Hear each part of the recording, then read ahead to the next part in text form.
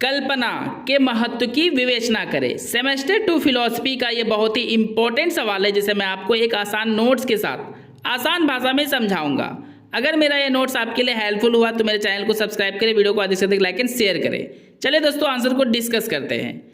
कल्पना किसी घटना की तात्कालिक व्याख्या है, मतलब जब कोई घटना तुरंत घटती है और उस घटना के बारे में जब व्याख्या की जाती है तो पहले कल्पना ही की जाती है कि घटना किस प्रकार हुई थी, जिसका एक सामान्य नियम के रूप में प्रतिष्ठित होना उसके वास्तविक उदाहरणों द्वारा सत्य सिद्ध होने पर निर्भर करता है।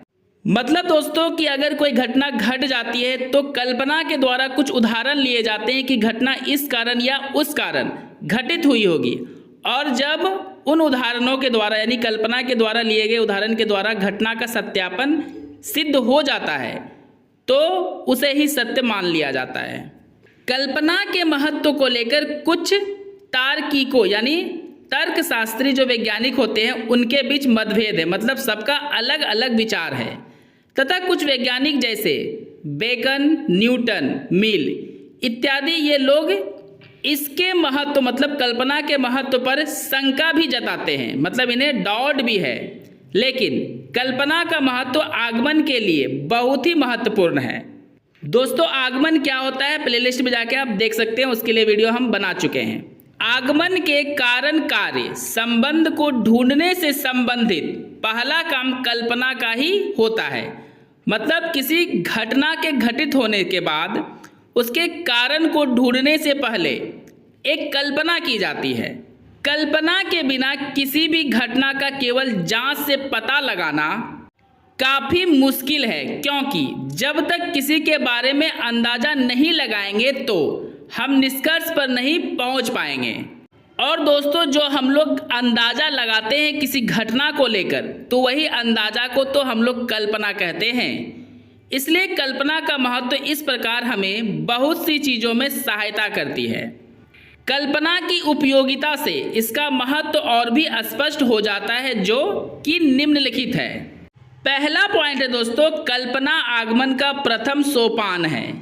कल्पना आगमन का प्रथम सोपान है। इसका तात्पर्य है कि जब भी कोई घटना घटित होती है तो इसके पीछे का कारण पता लगाने के लिए हमें किसी संकेत की आवश्यकता होती है, मतलब किसी अंदाजे की आवश्यकता होती है कि घटना किस वजह से या कारण से घटित हुई है, जो कल्पना से ही मिलती है। जैसे वैज्ञानिकों ने मलेरिया के कारण का पता करने के लिए यह अनुमान लगाया कि यह बीमारी मच्छरों के काटने से होती है।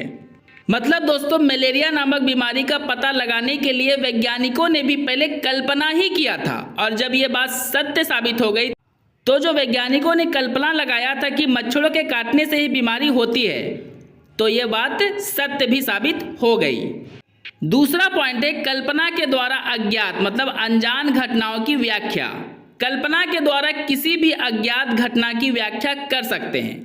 कल्पना की अगर तीनों प्रकार कर्ता, परिस्थिति और नियम पता हो तो घटना की व्याख्या करना आसान हो जाता है, परंतु अगर यह तीनों प्रकार ज्ञात ना हो तो कल्पना करके ही पता कर सकते हैं। मतलब सीधा सा है दोस्तों कि घटना घटने का स्थान कौन सा था, करने वाला कौन था और किस प्रकार घटना घटित हुई, ये पता अगर चल जाता है तो कल्पना करने की आवश्यकता नहीं होती है।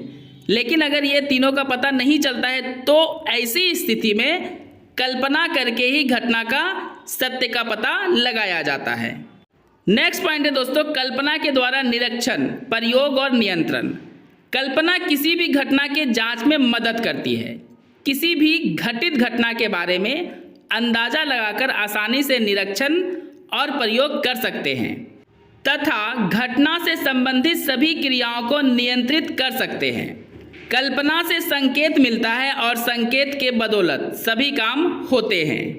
आसान भाषा में समझा जाए दोस्तों तो कल्पना करके ही हम लोग कोई निरीक्षण, प्रयोग और नियंत्रण का कार्य आसानी से कर सकते हैं, क्योंकि दोस्तों ऐसे कार्य में हमें संकेत मदद करती है और कल्पना हमें संकेत देती है, जिससे निरीक्षण, प्रयोग और नियंत्रण का कार्य बड़ी आसानी से हो जाता है। नेक्स्ट पॉइंट है कला और विज्ञान में सहायक, जहां सीधा निरीक्षण और प्रयोग कामयाब नहीं होते, वहाँ कल्पना ही आगे बढ़ने के लिए सहारा प्रदान करती है। किसी कार्य को करने से पहले उस कार्य को सही रूप से पूरा करने के लिए कल्पना काफ़ी सहायक होती है। जैसे दोस्तों हम लोग घर कैसे बनाएंगे, उसके लिए पहले हम लोग कल्पना करते हैं कि कहाँ पे कौन सा रूम होगा, कहाँ पे किचन होगा, कहाँ बाथरूम होगा। ये सब का कल्पना करके ही हम लोग घर का निर्माण करते हैं, जिससे एक अच्छे और सुंदर घर का निर्माण होता है।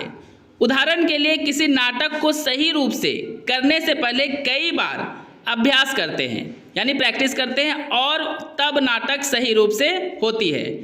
कल्पना भी ठीक इसी प्रकार कार्य करती है। मतलब किसी कार्य को करने से पहले उसी कार्य की कल्पना करके हम लोग प्रैक्टिस करते हैं, और जब उस कार्य को करते हैं तो वो कार्य आसानी से और सही रूप से हो जाती है। दोस्तों मेरा ये नोट्स अगर आपके लिए हेल्पफुल हुआ है तो आप मेरे चैनल को सब्सक्राइब करें, वीडियो को अधिक से अधिक लाइक एंड शेयर करें। अब आपको पैराग्राफ चेंज कर लेना है और लिखना है, संक्षेप में कल्पना का महत्व आगमन विधि में सबसे महत्वपूर्ण भूमिका निभाता है। बिना कल्पना किए किसी घटना की जांच करना ऐसा लगेगा कि बिना किसी संकेत मिले किसी विषय पर समय बर्बाद कर रहे हो। घटना के बारे में अंदाजा लगाकर सोच समझकर ही निष्कर्ष निकाल पाएंगे, जो बिना कल्पना के संभव नहीं है।